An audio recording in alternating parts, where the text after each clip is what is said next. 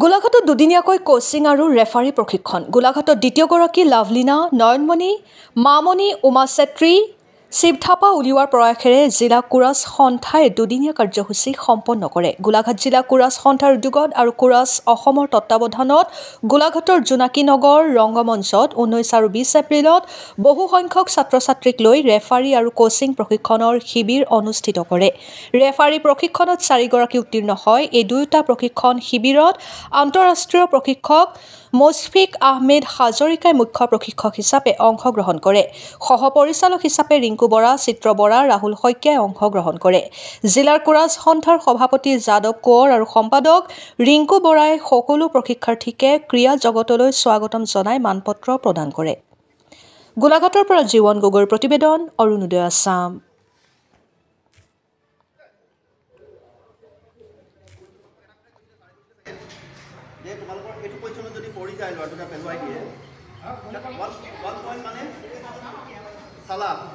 প্ৰথমতে চালা দিয়ে, এইটো চালাটো 1 পইণ্ট চালা দিয়ে। আৰু যদি দুটা পজিশ্যন লাগে, এইটো পজিশ্যন যদি এইটো থাকে 2 পইণ্ট হয়। 2 পইণ্টটো হ'ল এম্বুছ, এইটো পজিশ্যন দিছে। আৰু যদি এটা হয় যে এই 3টা পজিশ্যন যদি একেলগে এইটো ক্লিয়াৰলি কৰে, যদি পজিশ্যন হয়, এই 3টা পজিশ্যন লাগি পেলাই কৰিছে, সি যদি পজিশ্যনটো পেলাব পাৰিছে তাক, সি একেবাৰে তাৰমানে হালুল মানে একদম 3 পইণ্ট মানে সি উইনাৰে হৈ যায় একেবাৰে। বুজি পালা? এইটো বস্তুটো উইনাৰ মানে হালুল মানে সি একেবাৰে এইটো আৰু এইটো পজিশ্যন দি পেলাই দুটা লেন্ডিং পইণ্ট 3 এই তিনিটা পৰিছে একেলগে। তোমাৰ টাইটেল মানে কি গ্ৰীন, ব্লু আৰু ডাইৰেক্ট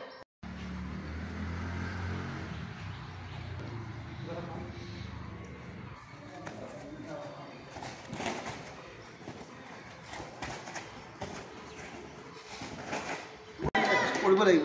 মানে আমাৰ এনিমেলৰ সময়ত আমি যিটো শিকিলোঁ, এইটো এনিমেলৰ সময়ত গুদামত পেলাব লাগিব, তেতিয়াহে এইটো বস্তু আমাৰ ৰিঙত আহিব। বুজি পালা? এটা প্ৰেক্টিকেল প্ৰেক্টিছ হয়। বুজি পালা? প্ৰেক্টিকেল প্ৰেক্টিছটো বহুত জৰুৰী। ঠিক আছে,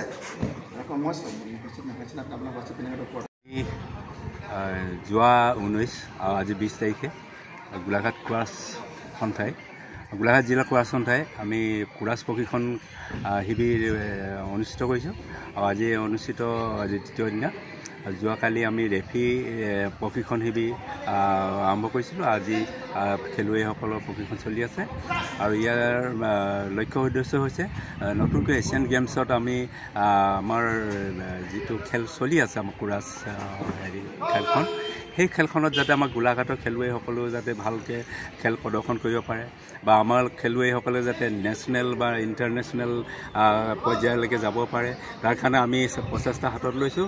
আৰু খেলৰ মনোভাৱেৰে যাতে আমি সমাজখনো কিবা পৰিৱৰ্তন কৰিব পাৰোঁ নেকি। আৰু খেলৰ মাধ্যমেৰে যি খেলেই নহওক, খেল বুলি ক'লে খেলৰ মাধ্যমেদি মানুহৰ নিজৰ আত্মসুৰক্ষা বা ছেল্ফ ডিফেন্স যিটো আমি ল'ব পাৰোঁ, বা আমাৰ নিজকে শাৰীৰিক সুস্থতা যিটো ৰাখিব পাৰোঁ, সকলো ফালৰ পৰা আমি সৰুৰ পৰা যিটো আমাৰ শিশুসকলক বা আমাৰ ল'ৰা ছোৱালীসকলক আমি শিক্ষা দি পেলাই, শিক্ষা মানে খেলৰ যোগেদি বা বাকী জেনেৰেল শিক্ষাও আমি লৈ পেলাই, আৰু খেলৰ যোগেদি মানুহৰ মাজত আমি এটা নিজৰ প্ৰতিভা আমি দেখুৱাই, যেনেকৈ লাভলীনা বৰগোহাঁই আজি গোলাঘাটৰ আজি সেয়া আমি খেলুৱৈ আজি অলিম্পিকত যেনেকৈ তেওঁ মেডেল আনিবলৈ সক্ষম হৈছে, বা আমি মামণি শইকীয়া গোলাঘাটৰে আজি যেনেধৰণে আজি খেলত তেওঁ আমাক উৎসাহিত কৰিছে, ঠিক আমি আৰু নতুন প্ৰজন্মক আমি আমাৰ গোলাঘাটৰ পৰা যাতে আমাৰ ক্ৰীড়া ক্ষেত্ৰখনত, বিশেষকৈ গোলাঘাটক ক্ৰীড়া ক্ষেত্ৰখনত যাতে অধিক আমি উন্নত কৰিব পাৰোঁ বা আমি জাকত জিলিকা কৰিব পাৰোঁ, তাৰ চেষ্টাত আমি কোৰাছৰ ক্ষেত্ৰতো আমি চেষ্টা কৰিছোঁ। গতিকে সকলো শুভাকাংক্ষী আৰু ৰাইজৰ সহযোগিতা আমি কামনা কৰিছোঁ। ইয়াতে ষ্টুডেণ্ট কিমান আৰু কেতিয়ালৈকে হ'ব?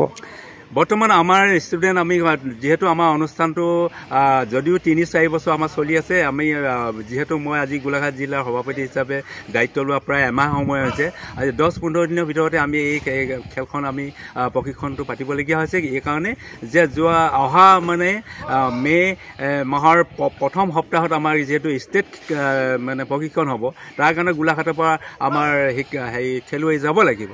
তো সেইকাৰণে আমি তাৰ আগে আমি গোলাঘাটৰ এই প্ৰশিক্ষণ চেণ্টাৰটো পাতিলোঁ গতিকে আমি ইয়াৰ পৰা ভাবোঁ আমি ষ্টেটৰ কাৰণে আমি নিৰ্বাচিত ইয়াত ষ্টুডেণ্ট কিমান হৈছে আৰু কেতিয়ালৈকে হ'ব ইয়াত ষ্টুডেণ্ট আমাৰ বৰ্তমান 20 গৰাকী হৈছে পুৰুষ মহিলা গতিকে নেক্সট আমি পৰ্যায়ক্ৰমে আমি এৱাৰনেছ মানে কেম্প কৰিম আমি কিমান দিনলৈ হ'ব এইটো পৰ্যায়ক্ৰমে আমাৰ চলি থাকিব আমাৰ মানে যিটো আমাৰ স্কুলীয়া যিটো শিক্ষাদক যিখিনি সময়ত আমি মানে সুযোগ পাওঁ যেনে গৰম বন্ধ বা তেনেকুৱা ধৰণৰ শিক্ষা যিবিলাক সুযোগ পাওঁ যেতিয়া এতিয়া বৰ্তমান ধৰক ছাত্ৰ ছাত্ৰীসকলৰ বৰ্তমান এডমিশ্যন হৈছে বা প্ৰথম তেওঁলোকৰ পাঠ্যক্ৰম হ'ব গতিকে অলপ সময় এইটো সুযোগ পাইছোঁ বা প্ৰত্যেক খেলখনে এই সুযোগতে পাতে প্ৰতিটো খেলে এই সুযোগতে পাতে আৰু আমিও সেইধৰণে আমি সময় উপযোগীকৈ লৈ পেলাই আমি অনুষ্ঠানটো কৰিছোঁ আৰু নেক্সট আমি তেনেকৈ সময় উপযোগী আমি নেশ্যনেল খেল হ'ব বা ইণ্টাৰনেশ্যনেল খেল বা এছিয়ান গেমছ যিবিলাক তাৰ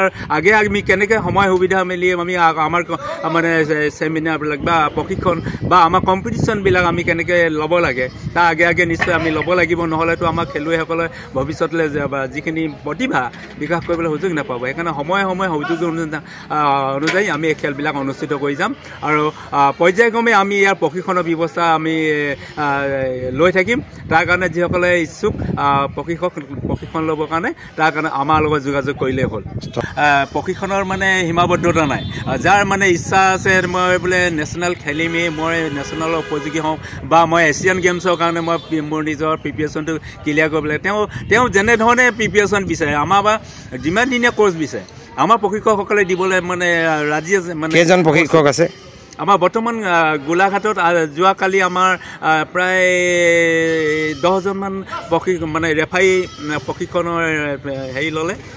ল'লে আৰু এজন আমাৰ গোলাঘাটৰ এজন ইণ্টাৰনেশ্যনেল চাৰ্টিফাইড মানে আমাৰ আছে আমাৰ ৰেফাৰী আছে গতিকে তেখেতৰ আণ্ডাৰতে আৰু বাকী যি ৰেফাৰী ট্ৰেইনিং ল'ব বা প্ৰশিক্ষণ ল'ব তেনেকৈ আমি বৰ্ধিত কৰিম হয় মানে যোৱাকালি আমাৰ মুছফিক আহমেদ হাজৰিকা তেখেত মানে ইণ্টাৰনেশ্যনেল চাৰ্টিফাইড আন্তৰ্জাতিক মানে স্বীকৃতিপ্ৰাপ্ত এজন ৰেফাৰী আৰু তেখেতে আমাক প্ৰশিক্ষণ দি আছে বিশ্বমানৰ যিটো আমাৰ খেলৰ যিটো নীতি নিয়ম বা যিটো আমাৰ পদ্ধতি সেই নীতিগত কথাখিনি তেখেতে আমাক দেখুৱাই গৈছে আৰু প্ৰাৰম্ভিক পৰ্যায়ক্ৰমে বাকী আমাৰ ৰেফাৰী ট্ৰেইনিং দিছে তেখেতলোকে সেইখিনি গ্ৰহণ কৰিছে গতিকে আমি পৰ্যায়ক্ৰমে আমি প্ৰশিক্ষণবিলাক যিমানে আমি বঢ়াই লৈ যাম বা যেনেকৈ ধৰণে লৈ যাব লাগে লৈ গ'লে নিশ্চয় সকলো উপকৃত হ'ব